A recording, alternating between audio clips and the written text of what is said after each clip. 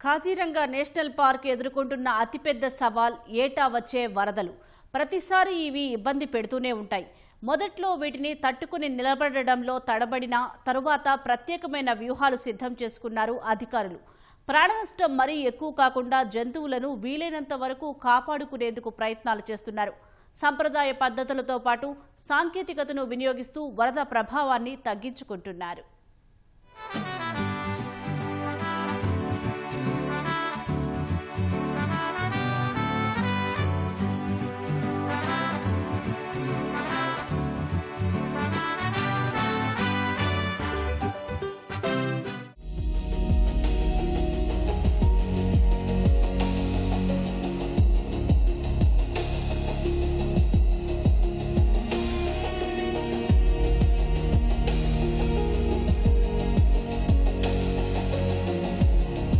స్థాయిలో జంతువులను సంరక్షిస్తున్నప్పుడు సవాళ్లు ఉండకుండా ఉంటాయా?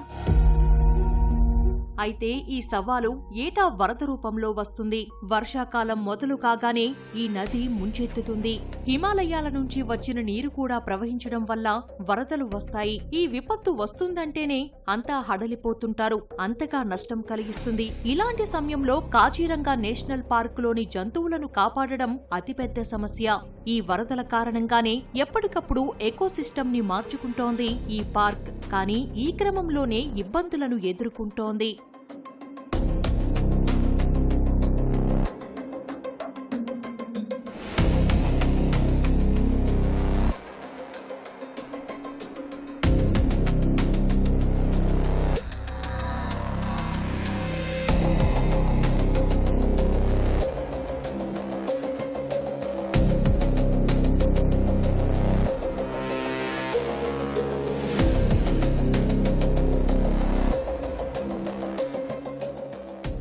ఇలా వరదలు వచ్చిన ప్రతిసారి జంతువులన్నీ ఎత్తైన ప్రాంతానికి వలస వెళ్తుంటాయి. ఇక్కడికి వెళ్లే క్రమంలో హైవేలు, ఊళ్లు దాటాల్సి వస్తుంది. ఆ సమయంలో ప్రమాదాల బారిన పడి చనిపోతున్నాయి. ఇక వీటికి ఆహారం దొరకడమూ కష్టమే. సాంబార్ డీర్స్ ఆకులు తింటూ అయినా బతికేస్తాయి. కానీ ఖడ్గమృగాలు, స్వాబ్ డీర్స్ మాత్రం ఆకలికి అలమటించిపోతాయి. ఈ ఇబ్బందులను తగ్గించడానికే ప్రత్యేకంగా ఫ్లడ్ మేనేజ్మెంట్ పై దృష్టి పెట్టింది కాజీరంగా నేషనల్ పార్క్ సిబ్బంది.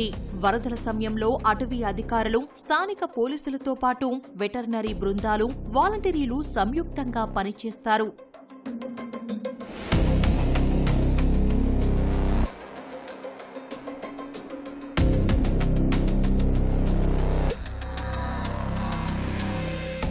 ఈ వరదల సమయంలో మొట్టమొదట అనుసరించే వ్యూహం ఏంటంటే మల్టీ డిపార్ట్మెంటల్ మీటింగ్. అంటే పలు విభాగాలకు చెందిన అధికారులు సంప్రదింపులు జరుపుతారు. ముందుగా నేషనల్ హైవేపై ట్రాఫిక్ ని నియంత్రిస్తారు. జంతువులు రోడ్డు దాటుతున్నప్పుడు వాటికి ఎలాంటి ఇబ్బంది రాకుండా రద్దీని అడ్డుకుంటారు. హోంశాఖ, ఆరోగ్య శాఖతో పాటు అటవీ శాఖ అధికారులు సహాయక చర్యల్లో పాల్గొంటారు.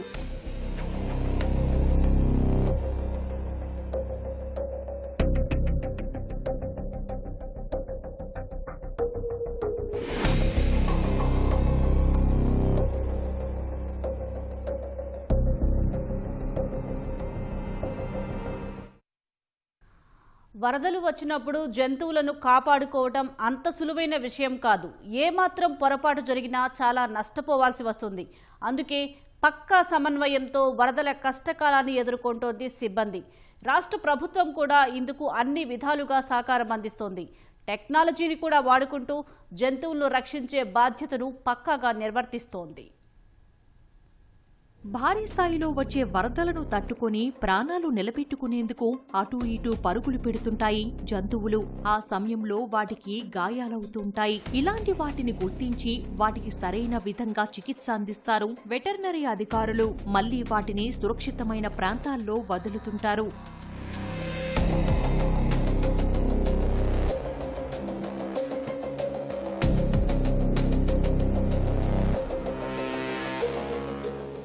ఫారెస్ట్ ఫ్రంట్ లైన్ సిబ్బంది ఈ సహాయక చర్యల్లో కీలకంగా వ్యవహరిస్తుంది. ఎలాంటి పరిస్థితుల్లో అయినా సరే ముందుండి జంతువులకు అవసరమైన సహకారం అందిస్తుంది. అంతేకాదు స్థానికులకు వరద సహాయక చర్యలపై అవగాహన కల్పిస్తారు అధికారులు. వరదలప్పుడు జంతువులు ఎత్తైన ప్రాంతాలకు వెళ్తున్నందున అక్కడే తాత్కాలిక ఆవాసాలు ఏర్పాటు చేస్తున్నారు. ఈ రకంగా 30 చోట్ల ఇలాంటి నిర్మాణాలు చేపట్టారు.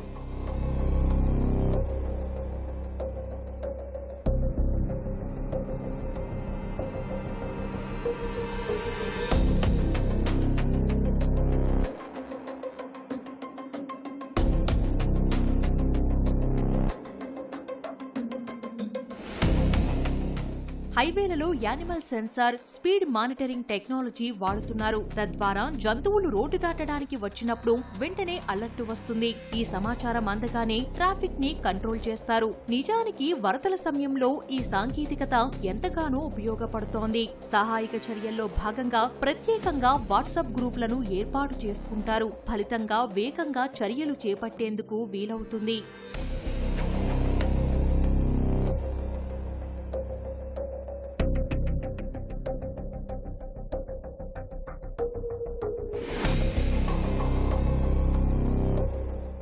ఇక ఇక్కడ వేటాడడం, జంతువులను చంపడం లాంటి చర్యలకు పాల్పడకుండా అత్యంత పటిష్టంగా భద్రత ఏర్పాటు చేస్తారు. స్థానికులే ఇలాంటివేవైనా జరుగుతాయని అనుమానం రాగానే అటవీ అధికారులకు సమాచారం ఇస్తారు. ఖడ్గమృగాలను, ఏనుగులను చంపేందుకు జరుగుతున్న కుట్రలను అడ్డుకునేందుకు ఆపరేషన్ ఫాల్కాన్ పేరిట ప్రత్యేకంగా ఆపరేషన్ చేపట్టారు అధికారులు. 2024లో అస్సోం ప్రభుత్వం, పోలీసులు, అటవీ అధికారులు సంయుక్తంగా కలిసి ఈ ఆపరేషన్ నిర్వహించారు.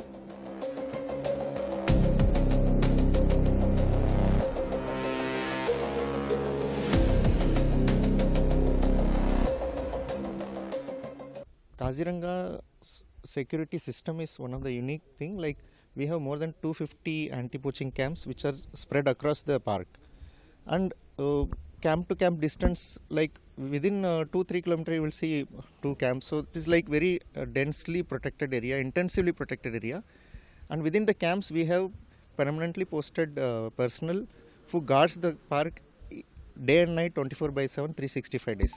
So that kind of intensive protection network is what is protecting the Kaziranga and its animals. ఈ వరదలతో ఎంత నష్టం వాటిల్లుతున్నా ఎంతో కొంత మంచి జరుగుతోంది. ఎప్పటికప్పుడు జంతువులను రక్షించుకునేందుకు కొత్త పద్ధతులను అనుసరించాల్సిన అవసరాన్ని తీసుకువస్తున్నాయి ఈ వరదలు. అంతేకాదు ఎకోసిస్టమ్ ని కూడా మార్చుకునేందుకు అవకాశం దొరుకుతోంది. కాకపోతే సరైన ప్రణాళికలు, మద్దతు ఉండడమే ముఖ్యం. నిజానికి కాజీరంగంలో అత్యధికంగా చిత్తడి నేలలే ఉన్నాయి.